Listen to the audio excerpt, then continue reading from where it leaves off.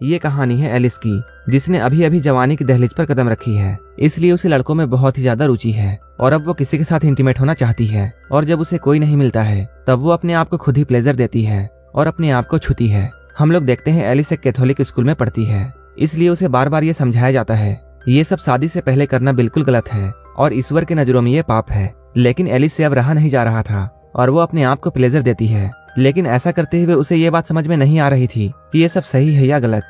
Hello दोस्तों, स्वागत है हमारे नए वीडियो में। आज की वीडियो में हम लोग एक रोमांटिक ड्रामा मूवी का एक्सप्लेन करने वाले हैं और इस मूवी का नाम है यस गॉड यस। कहानी की शुरुआत में हम लोग एलिस को हाई स्कूल में देखते हैं। तभी हम लोगों को ये बताया जाता है ये कैथोलिक हाई स्कूल अपने रूल्स के लिए बहुत स्ट्रिक्ट है और यहाँ छोटी छोटी गलतियों के लिए पनिशमेंट दी जाती है। जैसे अगर कोई लड़का बेल्ट नहीं लगाता है तब उसे पनिशमेंट दी जाती है और स्कूल वाले हमेशा लड़कियों की स्कर्ट को नापते हैं, कहीं उनकी स्कर्ट ज्यादा छोटी तो नहीं है, ताकि लड़कियां छोटी स्कर्ट ना पहने। अगर कोई लड़की छोटी स्कर्ट पहनती है तब भी उसे पनिशमेंट दी जाती है। इसके बाद हम लोग क्लासरूम में देखते हैं, यहाँ एक टीचर स्टूडेंट को पढ़ा रहे होते हैं और इनका नाम है फादर मर्फी। वो इन सभी को सेक्सुअलिटी के बारे में पढ़ा रहे होते हैं। यहाँ वो इन लोगों को समझाते हैं किसी भी लड़का या लड़की को इंटीमेट तभी होना चाहिए जब उन लोगों की शादी हो जाए और उसे सिर्फ अपने पार्टनर के साथ ही इंटीमेट होना चाहिए।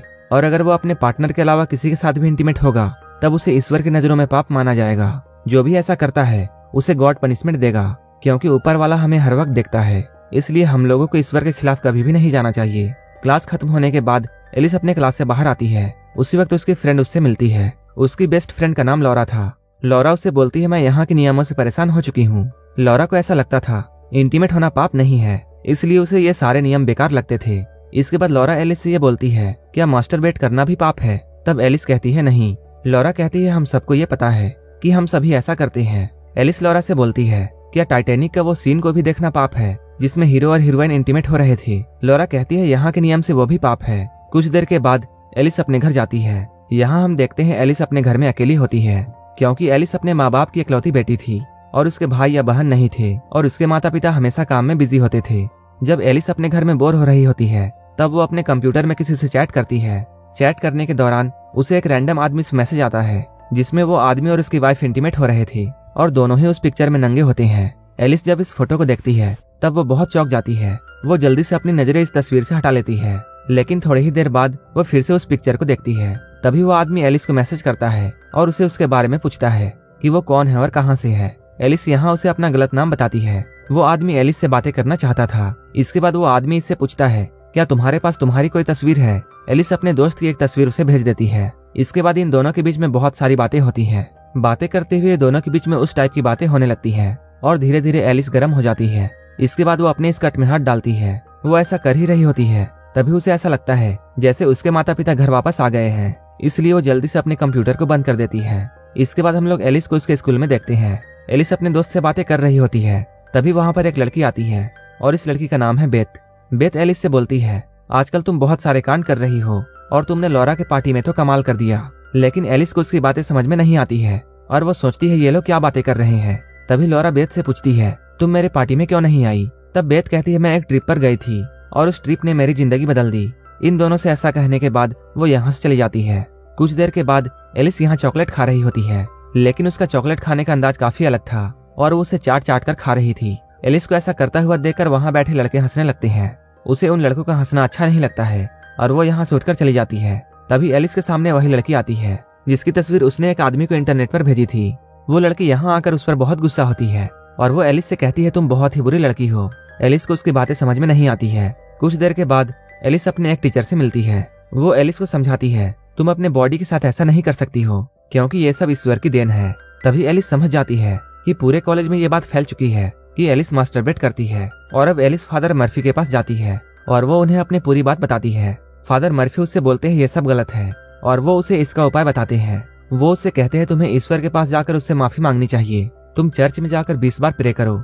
एलिस ऐसा ही करती है। वो यहाँ प्रे करके गॉड से माफी मांगती है और वो सोचती है उसका दिमाग बहुत भटक चुका है, इसलिए वो कॉलेज के ट्रिप पर जाएगी जहाँ बेथ गई थी। वहाँ उसे ईश्वर के बारे में और भी जानने को मिलेगा, इसलिए वो इस ट्रिप पर निकल जाती है। तभी हम लोग इस ट्रिप पर लॉरा को देखते हैं, लेकिन लॉरा यहाँ अपने माइंड को शांत करने नहीं बल्कि एक लड़के को पटाने के लिए आई थी। वो लड़का लॉरा का सीनियर है और लॉरा बार बार उसे ही देखती है। फाइनली ये लोग उस जगह पर पहुंच जाते हैं जहाँ इन लोगों को रुकनी थी। सारे लोग कैंप के अंदर जाने लगते हैं। तभी यहाँ पर कैंप से कुछ बच्चे आते हैं जो कि पहले से यहाँ थे, और उन्हें ग्रुप लीडर बनाया जाएगा। यहाँ पर हम लोग एक लड़के को देखते हैं जिसका नाम क्रिस है। एलिस जब क्रिस को देखती है, एलिस को उससे प्यार हो जाता है। कुछ देर के बाद ये लोग कैंप के अंदर जाते हैं। अंदर जाने के बाद एलिस की मुलाकात नीना से होती है, जो कि यहाँ की इंचार्ज है। नीना एलिस से ये बोलती है, तुम अपना फोन हमें दे दो, क्योंकि तुम 4 दिनों तक यहाँ रुकने वाली हो और यहाँ फोन अलाउड नहीं है। ये लोग फोन इसलिए लेते हैं ताकि यहाँ आने वालों का ध्यान सिर्फ ईश्वर पर हो। इसलिए वो कहती है, तुम्हारे पास फोन, घड़ी और ऐसी जो भी चीजें हैं तुम हमें दे दो। तभी एलिस उससे बोलती है, मेरे पास फोन नहीं है, और वो ऐसा कहते हुए फोन को छुपा लेती है और सिर्फ अपने घड़ी को देती है। यहाँ इन सारे बच्चों को अलग अलग ग्रुप में बांट दिया जाता है। एलिस के ग्रुप का इंचार्ज क्रिस था। वो इस बात से बहुत खुश होती है। कुछ देर के बाद फादर मर्फी यहाँ आते हैं। वो सबसे कहते हैं, अगले 4 दिनों तक तुम्हें अपने आप को देखना है। यहाँ तुम लोग अपनी जिंदगी के उतार चढ़ाव को महसूस करोगे और ये सब तुम्हारे फ्यूचर के लिए बहुत हेल्पफुल रहेगा, क्योंकि ईश्वर ये चाहता है तुम अपनी जिंदगी पर ध्यान दो, इसलिए उसने तुम लोगों को यहाँ आने के लिए चुना है। यहाँ फादर मर्फी सभी लोगों को एक पेपर देता है जिसमें अलग अलग तरह के मूड्स लिखे हुए थे।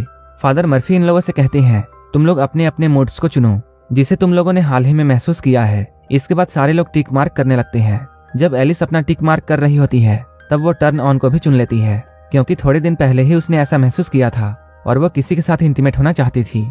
लेकिन जल्द ही एलिस को ऐसा लगता है अगर इसके बारे में सभी को पता चला तब फिर से उसे डांटा जाएगा, इसलिए वो पहले उस सर्कल को मिटाने लगती है। लेकिन जब वो सर्कल नहीं मिटता है तब वो उसे काट देती है। इसके बाद वो पेपर सबमिट कर देती है। तभी नीना सबके सामने अपना कन्फेशन करने के लिए आती है और वो कहती है, थोड़े समय पहले मुझे ऐसा लगता था जैसे मेरे माता पिता मुझे प्यार नहीं करते हैं और वो सिर्फ मेरी छोटी बहन से प्यार करते हैं, क्योंकि वो हर चीज में मुझसे बेहतर है। लेकिन यहाँ आने के बाद मुझे ऐसा महसूस हुआ जैसे मेरे माता पिता मुझे भी प्यार करते हैं, इसलिए मुझे ऐसा लगता है जैसे इस जगह में कुछ न कुछ शक्तियाँ हैं। एलिस को उसकी बातें बहुत अच्छी लगती हैं। तभी हम लोग रात में एलिस को देखते हैं जो कि अपने मोबाइल पर गेम खेल रही थी। तभी उसे एहसास होता है कि उसे अपने फोन को साइलेंट कर देना चाहिए। इसके बाद वो अपने फोन को साइलेंट कर देती है। तभी उसका फोन वाइब्रेट होने लगता है। वो जैसे ही इस वाइब्रेशन को महसूस करती है, इसके बाद वो अपने मोबाइल के वाइब्रेशन से ही अपने आप को प्लेजर देने लगती है। लेकिन थोड़ी देर ऐसा करने के बाद उसे ऐसा एहसास होता है कि इस कमरे में क्रॉस लगा हुआ है और क्रॉस के सामने ऐसा करना गलत है। इसके बाद वो रुक जाती है। अगले दिन हम लोग सभी लोगों को जंगल में देखते हैं। ये सारे लोग ट्रैकिंग करने के लिए गए थे। यहाँ एलिस जानबूझकर अपने आप को घायल कर लेती है ताकि इनके ग्रुप का लीडर जो कि क्रिस है वो इसके पास आ जाए। ऐसा ही होता है और क्रिस उसके पास आता है। एलिस नहीं चल पा रही थी, इसलिए क्रिस उसे उठा लेता है और वो उसे लेकर जाने लगता है। ये देखकर एलिस बहुत खुश होती है। इसके बाद वो क्रिस के साथ कैबिन में जाती है। क्रिस उसका बहुत ही अच्छे से ख्याल करता है। तभी यहाँ नीना आती है और वो एलिस से कहती है, सभी को ग्रुप फोटो के लिए बाहर जाना है। इन दोनों की बातें चल ही रही होती है। तभी नीना एलिस के फोन के वाइब्रेशन को सुनती है। जब वो ड्रॉवर को खोलती है तब उसे वहाँ एलिस का फोन मिलता है। ये देखकर वो एलिस पर बहुत गुस्सा होती है और वो उससे कहती है, तुमने मुझसे झूठ बोला। बाहर इन लोगों का ग्रुप फोटो होता है। यहाँ फादर मर्फी एलिस को डांटते हैं और वो कहते हैं, तुमने फिर से हम लोगों से झूठ बोला और तुमने यहाँ के नियमों को तोड़ा है, इसलिए तुम्हें सजा मिलेगी और तुम्हारी पनिशमेंट ये है कि तुम इस पूरे जगह की सफाई करोगी। इसके बाद एलिस यहाँ की सफाई करने लगती है। जब वो सफाई करते हुए फादर के कमरे में पहुंचती है तब उसे वहाँ एक कंप्यूटर दिखाई देता है। वो देखती है यहाँ आसपास कोई नहीं है। इसके बाद वो उस कंप्यूटर को ऑन करके वहाँ चैटिंग करने लगती है। यहाँ वो बात करते हुए एक लड़के से इंटीमेट होने के बारे में पूछती है। तभी उसे ऐसा लगता है जैसे यहाँ कोई आ रहा है, इसलिए वो जल्दी से कंप्यूटर को बंद करके यहाँ से बाहर चली जाती है। लेकिन जैसे ही वो यहाँ से बाहर जाती है उसे नीना मिलती है। नीना उससे कहती है, सारे लोग सच ही कहते हैं, तुम्हारे अंदर बहुत हवस है। एलिस को ऐसा बोलने के बाद नीना यहाँ से चली जाती है। अब इन सभी का यहाँ 3 दिन गुजर चुका है। जब सारे लोग बैठे होते हैं तभी फादर मर्फी यहाँ आते हैं और वो इन लोगों से ये कहते हैं, किसी ने मेरे कंप्यूटर का इस्तेमाल किया है और वहाँ उसने चैट भी किया है, इसलिए तुम सबकी भलाई इसी में है कि तुम लोग चुपचाप मुझे बता दो कि मेरे कंप्यूटर का इस्तेमाल किसने किया है। लेकिन कोई भी इस बात को एक्सेप्ट नहीं करता है। इसलिए मर्फी इन लोगों से यहाँ कहता है, ऊपर वाला सारी चीजों को देख रहा है और इसकी पनिशमेंट ऊपर वाला तुम्हें जरूर देगा। इसके बाद फादर मर्फी एक एक करके सारे बच्चों का इंटरव्यू लेता है ताकि उसे ये पता चल जाए उसके कंप्यूटर का इस्तेमाल किसने किया है। जब एलिस की बारी आती है तब फादर मर्फी उससे बोलता है, पूरे कॉलेज में तुम्हारे बारे में चर्चे हैं और तुम्हारे हवस के बारे में सभी को पता है। मैंने तुम्हारे पेपर में देखा था, तुमने टर्न ऑन को भी सर्कल किया था।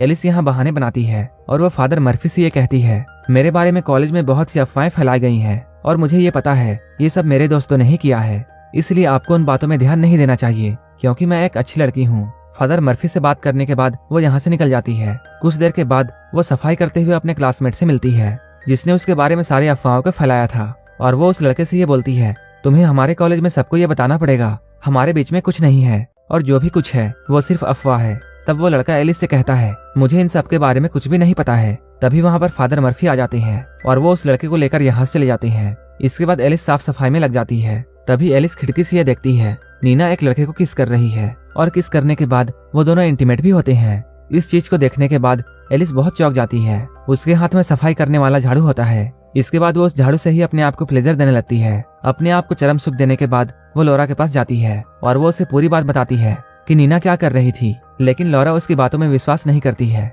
लौरा उसे बोलती है तुम्हारे दिमाग में सिर्फ यही सब चलता रहता है, इसलिए तुम्हें सभी लोग ऐसे लगते हैं क्योंकि तुम्हारे दिमाग में बहुत सारा हवस भरा हुआ है। तुम्हारे जैसी लड़की मैंने आज तक नहीं देखी है, इसलिए तुम अब से मुझसे बात नहीं करोगी। इतना कहने के बाद लौरा यहाँ से चली जाती है। एलिस को बहुत ही ज्यादा गुस्सा आता है। इसके बाद एलिस को कहीं से उस लड़के का ब्रेसलेट मिल जाता है। ये ब्रेसलेट उसी लड़के का था जिसने एलिस के बारे में अफवाह फैलाई थी और वो उसके ब्रेसलेट को उठाकर फादर के कंप्यूटर के पास रख देती है ताकि सभी को ऐसा लगे उसी लड़के ने फादर के कंप्यूटर से चैटिंग किया था। और वो फादर के रूम की तरफ जाती है।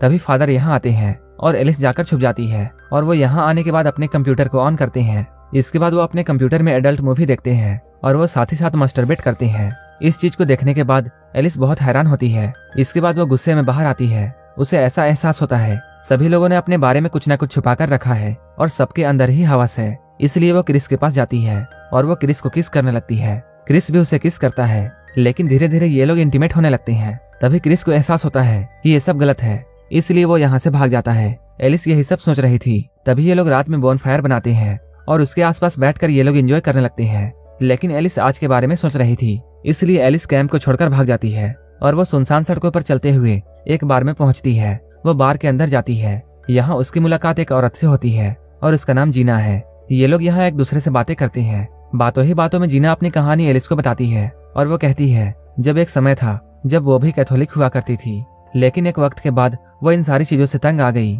क्योंकि उसे हर बात पर डांटा जाता था और हर चीज में उसे डराया जाता था। अगर तुम ये करोगी तब गॉड तुम्हें ये पनिशमेंट देंगे, अगर तुम वो करोगी तब गॉड तुम्हारे साथ ऐसा करेंगे। इसलिए जीना इन सारी बातों से तंग आ गई।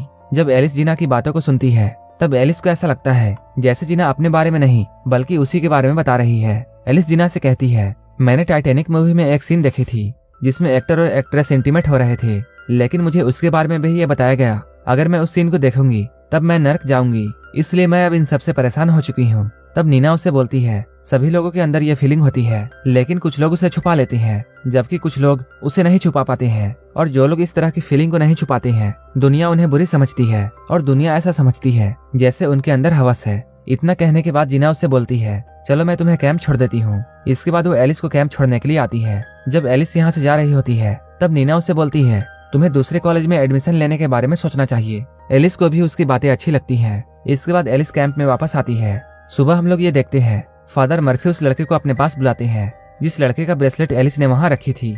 अब सभी जगह ये बात फैल जाती है उसी लड़के ने फादर के कंप्यूटर से गंदी गंदी चैट्स की थी। ये जानकर लौरा एलिस के पास आती है और वो उससे माफी मांगती है क्योंकि लौरा ने एलिस को गलत समझा था। यहाँ एलिस उससे कह रही होती है मैं तुम्हें बहुत गलत समझती थी, मुझे ऐसा लगा था जैसे तुम्ही ने फादर के कंप्यूटर से वो चैट्स किए थे, लेकिन मैं तुम्हारे बारे में बिल्कुल गलत थी और मुझे माफ कर दो। तभी फादर मर्फी यहाँ आते हैं और वो इन लोगों से ये बोलते हैं मैं ये चाहता हूँ कि तुम लोग एक एक करके यहाँ का एक्सपीरियंस सभी के साथ शेयर करो कि तुम्हें यहाँ कैसा लगा। तभी वो लड़का इन लोगों के सामने आता है जिस लड़के का ब्रेसलेट एलिस ने फादर के रूम में रखा था। वो अपने किए के लिए बहुत शर्मिंदा है कि उसने फादर के कंप्यूटर से गंदी गंदी बातें की। उसके बात को सुनने के बाद एलिस बहुत चौंक जाती है क्योंकि उस लड़के ने ऐसा किया नहीं था, लेकिन फिर भी वो ऐसा क्यों बोल रहा है। तभी एलिस को ये समझ में आ जाता है कि उस लड़के को ये पता चल चुका है कि उन चैट्स को एलिस ने किया था, लेकिन उस लड़के ने एलिस के बारे में पहले ही अफवाह फैलाई थी और अब वो अपने किए के लिए शर्मिंदा है और जिसका प्रायश्चित वो अभी कर रहा है। उसके बाद एलिस की बोलने की बारी आती है। एलिस जैसे ही माइक के पास आती है वो यहाँ कहती है सभी के यहाँ अपने अपने सीक्रेट्स हैं और सभी लोगों ने अपने अपने सीक्रेट्स को छुपा रखा है और कुछ लोग दूसरों के सामने ये नाटक करते हैं कि सभी लोग नियमों का पालन करें और वो ईश्वर से सभी को डराते हैं। इतना कहने के बाद एलिस यहाँ से चली जाती है। इसके बाद वो अपने कंप्यूटर को ऑन करती है। यहाँ वो अपने नए कॉलेज के बारे में सर्च करती है जहाँ उसे एडमिशन लेना है। अगले दिन जैसे ही वो अपने कॉलेज में जाती है वो यहाँ क्रिस को देखती है। क्रिस यहाँ बहुत ही अनकंफर्टेबल फील कर रहा था। एलिस उससे बातें करती है और उसे थोड़ा कंफर्ट फील कराती है। वो कहती है हमारे बीच जो भी कुछ हुआ है तुम उसे भूल जाओ क्योंकि हम लोग अभी भी अच्छे दोस्त हैं। इस बात को सुनने के बाद क्रिस बहुत खुश होता है। इसके बाद एलिस जाती है फादर मर्फी के पास और वो उनसे कहती है मैं यहाँ कुछ कन्फेस करना चाहती हूँ। और वो कहती है जब मैं कैंप में गई हुई थी तब मैंने वहाँ एक आदमी को देखा था जो कि अपने कंप्यूटर में पोर्न वीडियोस देख रहा था और वो उसे देखते हुए मास्टरबेशन कर रहा था। एलिस की बातों को सुनने के बाद फादर मर्फी ये समझ जाते हैं कि एलिस उन्हीं के बारे में बात कर रही है, लेकिन वो इस बात को इग्नोर करते हैं और वो एलिस से ये कहते हैं, तुम्हें किसी को ऐसा करते हुए देखने की पनिशमेंट मिलेगी। तुम ईश्वर के पास जाओ और अपने कर्मों के लिए 100 बार प्रार्थना करो। इसके बाद एलिस यहाँ से निकलती है, लेकिन वो ईश्वर के पास प्रार्थना करने नहीं जाती है, बल्कि वो अपने घर वापस आती है। वो यहाँ फिर से टाइटैनिक मूवी वाला सीन लगाती है और वो उसी सीन को देखती है जिसमें हीरो हीरोइन एक दूसरे के साथ इंटीमेट हो रहे थे। और वो उस सीन को देखने के बाद अपने हाथ से अपने आप को प्लेजर देती है। एलिस के हथौड़े के साथ ये मूवी यहीं पर खत्म हो जाती है। अगर आपको ये मूवी अच्छी लगी हो तब एक लाइक जरूर कर देना और ऐसे ही मूवीज के लिए मेरे चैनल को जरूर सब्सक्राइब कर लेना। तो मिलते हैं हमारे नेक्स्ट वीडियो में।